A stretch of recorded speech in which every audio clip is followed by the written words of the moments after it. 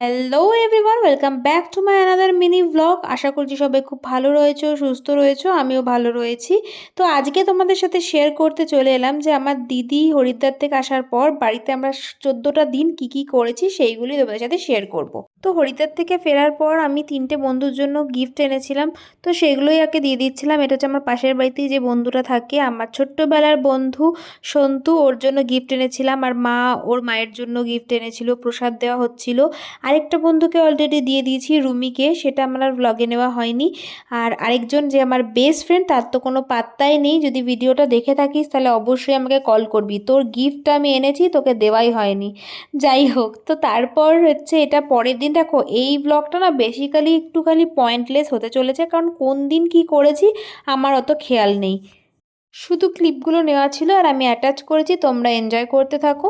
এটা হচ্ছে দেখতেই পাচ্ছ, মা নিজের হাতে বিরিয়ানি বানিয়েছে। মানে আমাদের পুরো টার্গেট ছিল দিদিকে প্রত্যেক কটা দিন নতুনত্ব খাবার, মানে যেগুলো ধরো ওইখানে খুব একটা পাওয়া যায় না সেই সব খাবারই খাওয়াবো। এটা হচ্ছে মা নেক্সট দিন মনে হয় কোনো একটা সন্ধেবেলাতে চাউমিন বানিয়েছিল, আর সেই দিনকেই সুরজিৎ নিয়ে এসেছিলো হচ্ছে ভেটকি মাছের ফ্রাই, সরি এটা কাটলেট।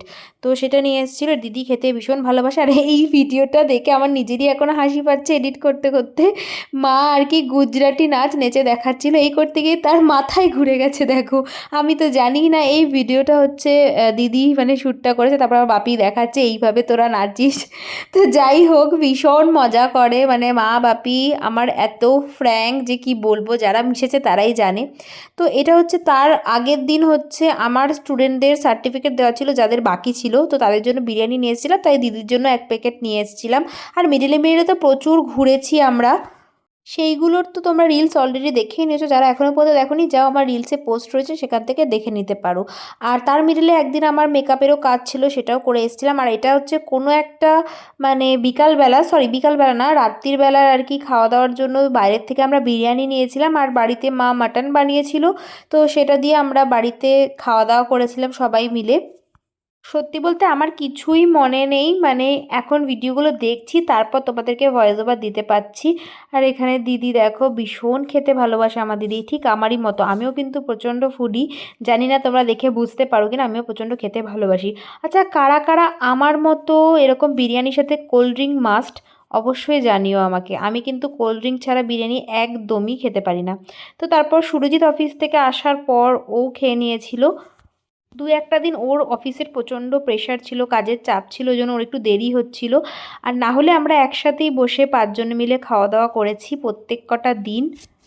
হাসি মজাক আড্ডা আর বাইরে ঘুরতে ঘুরতে কীভাবে যে 10-15টা দিন কেটে গেল বুঝতেই পারিনি। দিদির কালকে ফ্লাইট, মানে তোমরা এতক্ষণে যখন ভিডিওটা দেখছো ততক্ষণে দিদি আহমেদাবাদ পৌঁছে গেছে। আর আহমেদাবাদ থেকে আমার জিজু আসতে পারেনি, ওর কাজের ছুটি পায়নি, যেহেতু আমরা হরিদ্বার গেছিলাম ওই জন্য অফিসটা ও আর বেশি দিনের ছুটি পায়নি, ওই জন্য আসতে পারেনি। বেচারার খুব মন খারাপ হয়েছে। প্রত্যেক কটা দিন যখন ওকে ভিডিও কল হয়েছে, প্রত্যেক কটা দিনই ও বলেছে যে ইস আমি কবে যাব। যাই হোক, ওরা আবার খুব শিগগিরই দুজনে একসাথে আসবে আর আমরাও যাব। আর এটা হচ্ছে মা একদিন পিঠে বানাচ্ছিল, আর এটা হচ্ছে দিদি মানে কেক বানাচ্ছিল। তার আগেও একটা হোয়াইট ধোকলা বানিয়েছিল, সেটাও তোমাদের সাথে ভিডিওতে শেয়ার করলাম। আর এখানে দেখো আমি নেলস করেছি, অনেকেই জিজ্ঞাসা করছিলে আমি নেলস করেছি কার থেকে, ডিটেলসটা অবশ্যই বলবো যদি জানতে চাও তো। আর এখানে তারপরে চকলেট কেকের যে ব্যাটারটা ছিল সেটা আমি রেডি করছিলাম। তাই করতে করতে আমার খিদে পেয়ে গেছিলো বলে বাপুচি কেক খাচ্ছিলাম। আচ্ছা, কারা কারা বাপুচি কেক পছন্দ করো অবশ্যই কমেন্ট করে জানিও, ছোটোবেলার ইমোশন এটা আমাদের। তারপর মা একদিন হচ্ছে কড়াইশুঁটির কচুরি বানাচ্ছিল, মা আর বাপি মিলে দুজন মিলে এখানে বানাচ্ছিল। আর আলুর দম তার সাথে। শীতকালের তো এটা মনে হয় মাস্ট। তারপরে খাওয়া দাওয়া করেছিলাম, সুরজিতে হচ্ছে ভীষণ পছন্দের আর কি খাবার এটা। আর এটা হচ্ছে আমার পিসি এসেছিলো, ছোটো পিসি, আর দাদাও আসার কথা, মানে বৌদিরও আসার কথা। তো সেই দিনকে হচ্ছে পিসি বানিয়ে বানিয়ে নিয়ে এসেছিলো হচ্ছে চিকেন কষা আর হচ্ছে দুধ কাতলা, মেবি ওটা ছিল। ভীষণ সুন্দর হয়েছিল। আর মা এদিকে 2 রকম চিকেন বানিয়েছিল, ফ্রাইড রাইস বানিয়েছিল, মাছ বানিয়েছিল, ডাল, বেগুনি, যা যা হয় চাটনি, সব কিছু বানিয়েছিল। আর তো আমার তারপরে বৌদি এসেছিলো, বৌদির যেহেতু স্কুল থাকে ওই জন্য স্কুল থেকে ডাইরেক্ট বাড়ি গিয়ে গাড়ি করে চলে এসেছিলো। দাদা এসেছিলো হচ্ছে অফিস থেকে ডাইরেক্ট। আর এখানে পিসি হচ্ছে আজকে স্টে করবে না, চলে যাচ্ছে, পরের দিন একটা কাজ রয়েছে সেই কারণে। দাদা আজকে স্টে করবে, বৌদিও কিন্তু চলেই যাচ্ছে। আমরা ওই দিনকে এত মজা করেছি আমরা বলে বোঝাতে পারবো না। আমরা সবাই ঘুমাতে গেছি, তখন বাজে হচ্ছে মানে ভোর 5টা, এই সময় আমরা ঘুমাতে গেছিলাম। আর এখানে বৌদিরা সব রেডি হয়ে যাচ্ছে কারণ বাড়ি যাবে ওই জন্য।